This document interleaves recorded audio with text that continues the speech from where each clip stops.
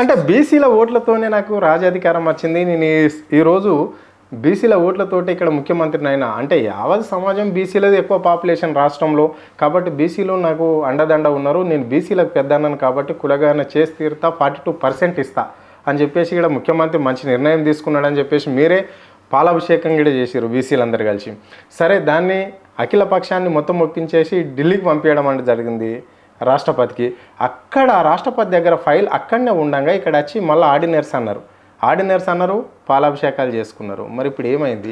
ఇప్పటికైనా కోర్టు ఈ 4 వారాల తర్వాత అయినా కంపల్సరిగా బీసీల వైపు తీర్పు వస్తుందని అనుకుంటున్నారా? బీసీలకు కాంగ్రెస్ పార్టీ న్యాయం చేస్తుంది, 42% ఇస్తుంది స్థానిక సంస్థలలో అని అనుకుంటున్నారా? మా బీసీలను ఏ విధంగా చేసిందంటే, కొన్ని పక్షులకు చెట్లల్లో చెమెలలో పోతే వాటికి ఏమీ అందే కదా, కాబట్టి సానుభూతిగా పక్షులను ఏ విధంగా మన కబ్జాలో పెట్టుకోవాలనేసి బీసీ వాళ్ళని అందరికీ కూడా లేని ఆశలు చూపించి లేని అబద్ధాలు చెప్పి బీసీలను కూడా మోసం చేసి మళ్ళీ ఇలా జియో పాస్ చేసినా మళ్ళీ అది ఇమ్మీడియట్గా క్యాన్సిల్ అవుతుందండి.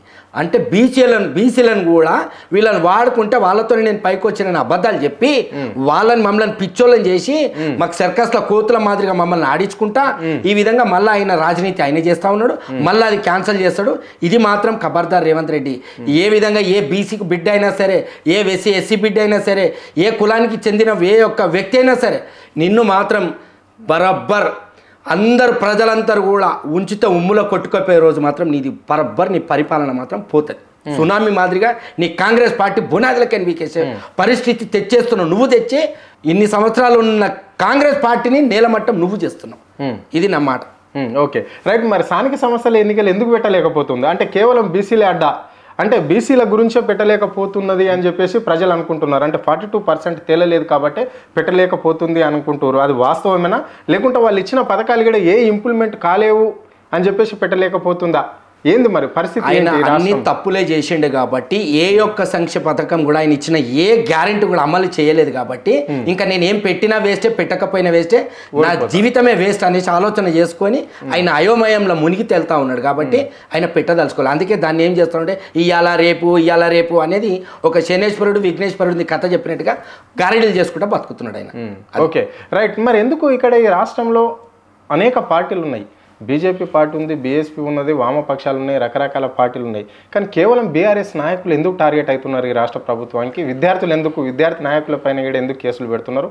నాయకులపైన ఎందుకు అవుతున్నారు? ఇప్పుడు దాదాపు మీ వర్కింగ్ ప్రెసిడెంట్ పైన 15 కేసులు ఉండొచ్చు మేబీ. ఎందుకు మరి కొంతమంది మీలాంటి నాయకుల పైన ఎందుకు కేసులు అవుతుంది? మేము గట్టిగా సూటిగా అడుగుతున్నాం కదండి. ఏ విషయాలైనా రేవంత్ రెడ్డి కానీ, రేవంత్ రెడ్డి తనయుడు కానీ, ఎవరైనా సరే ఆ విషయంలో మాత్రం మేము సూటిగా అడిగే బీఆర్ఎస్ పార్టీ. ఎందుకంటే బీఆర్ఎస్ పార్టీ ప్రతి ఒక్క ప్రజలకి సంక్షేమ పథకాలు కావాలి, వాళ్ళకి ఆలనా పాలన మంచిగా చేయాలి. ప్రజలు మనల్ని నమ్ముకొని మనకు ఒక సీట్ ఇచ్చినప్పుడు ఆ సీటును కాపాడుకొని ప్రజలను కాపాడుకునే పార్టీ ఒక బీఆర్ఎస్ పార్టీ. కాబట్టి ఆ పార్టీకి మేము కట్టుబడి ఉంటాము. మా యొక్క తెలంగాణ ప్రజలకు ఎవరికి కూడా ఎక్కడ ఏ హాని జరిగినా మాత్రం మేము ఎవరైనా సరే నిలదీసి అడిగే రాజ్యం మాకున్నది, మాకు ఆ సత్తా ఉన్నది. ఎవరైనా సరే మేము అడుగుతాం, బరోబ్బర్ అడుగుతాం. మేము చివరిగా కేసీఆర్ రాసి పెట్టుకో, ఇంకో 10 ఏళ్ళు కూడా ముఖ్యమంత్రి నేనే ఉంటాయి ఈ రాష్ట్రానికి అని చెప్పేసి రేవంత్ రెడ్డి సవాల్ విసురుతున్నాడు. ఇది వాస్తవమేనా? నీ గుండెల పైన రాసి పెట్టుకో, నల్లమల్ల నుంచే నేను ఈ నల్లమల్ల ఏరియా నుంచి మాత్రం ఇక్కడ పాలన చేస్తా, నిన్ను నీ కుటుంబాన్ని ఏం చేయాలో అది చేస్తా అంటున్నాడు. పోలీస్ స్టేషన్కి వెళ్ళినప్పుడు దొంగని కొడతారండి. పోలీస్ స్టేషన్కి వెళ్ళి దొంగని పట్టుకొచ్చి కొడతారు.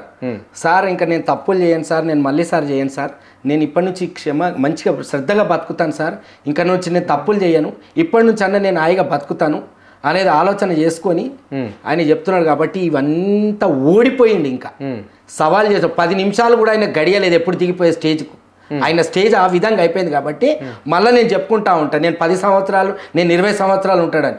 20 నిమిషాలు ఇచ్చి 10 నిమిషాలు కూడా ఉండే స్టేజ్లో ఇప్పుడు నువ్వు లేవు, ప్రజలు లేరు, ఏ క్షణంలో నువ్వు ఏ సీట్ దిగిపోయేది తెలియదు. ఆ స్టేజ్కి వచ్చినావు కాబట్టి ఆయన ఆ విధంగా అది కప్పి పెట్టుకోవడానికి ఈ విధంగా చెప్పుకుంటాను. ఆ 10 నిమిషాలు అనేది 10 సంవత్సరాలు లెక్క గ్యారెంటీ చేసుకుంటున్నాయి. అది కథ.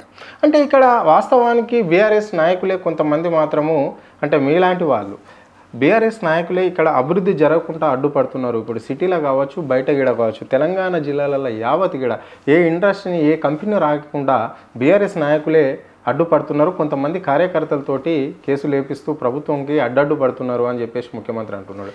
ఉదాహరణకు చెప్తా, ఇప్పుడు లగ్చర్ల విషయంలోనే కావచ్చు, ఇక్కడ జైరాబాద్ డప్పురు విషయంలోనే కావచ్చు, కంపెనీలు తీసుకొస్తామంటే ఇక్కడ రమణపేట విషయంలోనే కావచ్చు, ఇక్కడ మళ్ళీ ఇప్పుడు త్రిబుల్-ఆర్ రోడ్ వేస్తామంటే కూడా ఇక్కడ రైతులను పురమించి వీళ్ళే కావాలని చేస్తున్నారు అని చెప్పేసి కాంగ్రెస్ నాయకులు అంటున్నారు. నేను ఒక్క విషయం చెప్తాను సార్, సూటిగా చెప్తా ఉన్నాను. చెప్పండి.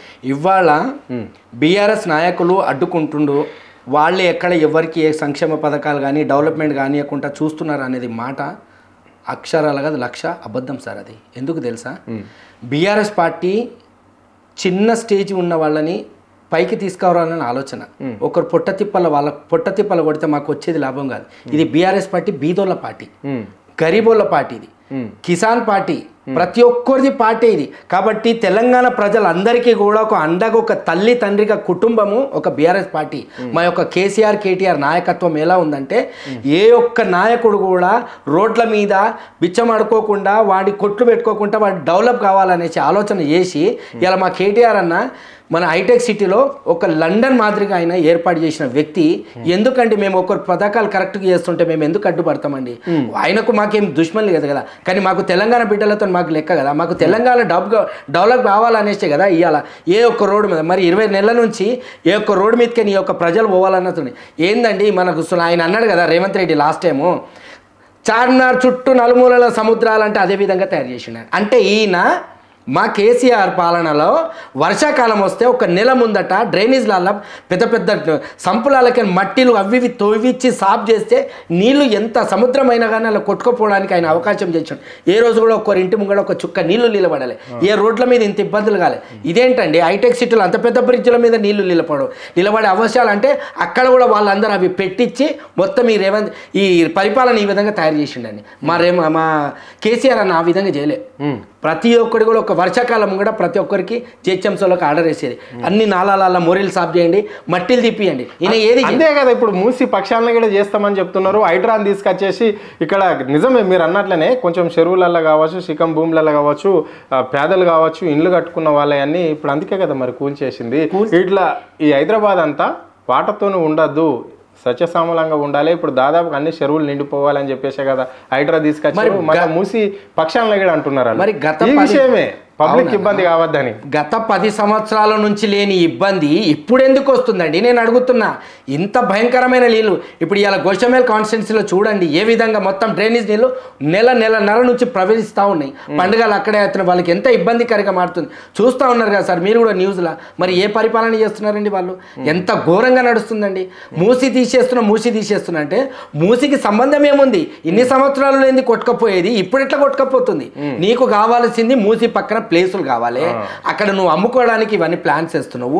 భూములు అమ్ముకోనికి ఎందుకంటే కోట్లాది రూపాయలు కావాలి కదా మనకి, ఇంకా వేరేది ఎక్కడ ఏం లేదు. కాబట్టి భూముల మీద పడ్డావు, ఇక్కడ లంకబిందెల మీద పడ్డావు, అక్కడ హైడ్రాల మీద పడ్డావు. ఎందుకండి ప్రజలతో ఆడించుకొని ప్రజలను ఇబ్బంది, ప్రజలతో ఓట్లు వేయించుకొని గెలిపించుకొని అమ్మా నేను ఉన్నా అనేసి ఇంటింటికి వచ్చి వాళ్ళకు కాళ్ళేలి మొక్కి బొట్లు పెట్టించుకొని పూజలు ఆరతిలు ఇప్పించుకొని వాళ్ళ జీవితాలు ఇదానండి నాశనం చేయడానికి. అంటే మీరు ప్రజలను నాశనం చేయడానికి శపథం తీసుకోరు. ఇది అండి రేవంత్ రెడ్డి పాలన. కాబట్టి నేను లాస్ట్ విధంగా ఒక మాట చెప్తున్నా, రేవంత్ రెడ్డి ఖబర్దార్. నేను చెప్పేది ఒకటే విషయం, మీకు రాజనీతి రాకపోతే మాత్రం రాజీనామా చేసి ఈ క్షణమైనా సరే పండుకోండి. ఎందుకంటే మా బీఆర్ఎస్ పార్టీ నాయకుడు ఉన్నాడు, మా కేసీఆర్ అన్న, వాళ్ళు వస్తారు మరి పరిపాలన చేస్తారు, చూపిస్తారు. మీరు తప్పుకోండి, క్షణంలో అందరికీ ప్రతి ఒక్కరికి సంక్షేమ పథకాలు అన్ని రిలీజ్, అన్ని గ్యారంటీలు కూడా క్లియర్ చేస్తాడు ఆయన. వాళ్ళు ఎన్నికల మేనిఫెస్టోలో పెట్టుకునే ఇల్లు చేస్తారా? ఎందుకు పెట్టుకోరు? కాంగ్రెస్ వాళ్ళు ఎందుకు చేయరు? బరోబ్బర్ చేస్తాడు. ఎందుకు చేయడంటే ఇప్పుడు మీకంటూ లైన్ ఉంటుంది కదా, మాకేం లైన్ లేదండి. మాకు ప్రజల సేవలని మాకు లైన్. మా కేసీఆర్కి ప్రజలకు సంక్షేమంగా ఉండడమే ఆయనకు, రైతు బిడ్డలు మంచిగా బతకాలనేది. మొన్న యూరియా బస్తాల గురించి ఎంతమంది ఎత్తిపోసారు, చెప్పులతో కూడా కొడుతున్నారు, చెప్పులు కూడా చూపిస్తా ఉన్నారు మీడియా వాళ్ళ ముంగడ. ఏం పర్వండి నీది? ఒక సీఎంకి చెప్పి నీకు పరివిధి పెట్టుకుంటున్నావు అంటే ఓన్లీ వాళ్ళు బీఆర్ఎస్ కి సంబంధించిన కార్యకర్తలు బీఆర్ఎస్ నాయకులు చేపిస్తున్నారు అని చెప్పేసి సోషల్ మీడియాలో కూడా వాళ్ళు కౌంటర్ చేశారు. ఎందుకంటే ఇప్పుడు రేవంత్ రెడ్డి మీతో నాతో చేపించినట్టుగా, ఇప్పుడు రేవంత్ రెడ్డి కూడా మీతో నా చేపించినట్టు కదా. మీరు రేవంత్ రెడ్డితో ఉన్నారా? మరి ఇప్పుడు రేవంత్ రెడ్డి ఇంటర్వ్యూ తీసుకోమన్నారా మిమ్మల్ని? నన్ను లేదు. మరి రేవంత్ రెడ్డి మాకెందుకు చెప్తాడండి? మరి మీరు అనే పదం అట్లా ఉంది కదా. మరి బీఆర్ఎస్ నాయకులకు మాకెందుకు, మేమెందుకు చెప్పిస్తాం అట్లా? అది కాదు కదా. ఎందుకంటే నిజాలు తెలుసుకోవాలి. ప్రజలల్లా ఏమైతే ఉన్నదో ఆవేదం ఆగట్లేదు. ఎవరైనా సరే ఏ ఒక్క ప్రజలు ఎవరు చెప్తారండి? చెప్పులు చూపించుకోవడానికి మన్ను పోయనికే సావనికే సంపనికే రెడీ ఉన్నాయి, మా దగ్గరికి రండి చెప్పులతో కొట్టి తరిమి కొడతామని అంటారు. ఆ విధంగా ప్రజల నుంచి వెళ్తుందంటే వాళ్ళకి ఎంత బాధాకరంగా బాధలు పెడితే వాళ్ళు ఆ విషయంగా మాట్లాడతారు చెప్పండి బహిరంగంగా. ఎవరైనా ఎవరి ప్రాణం వాళ్ళకు గుప్పే కదా. మరి అట్లాంటప్పుడు వాళ్ళు ఆ విధంగా ప్రభుత్వానికి వ్యతిరేకంగా మాట్లాడిస్తున్నారంటే మీరు ప్రజలకు వ్యతిరేకంగా మీరు పనులు చేస్తూ ఉంటారు.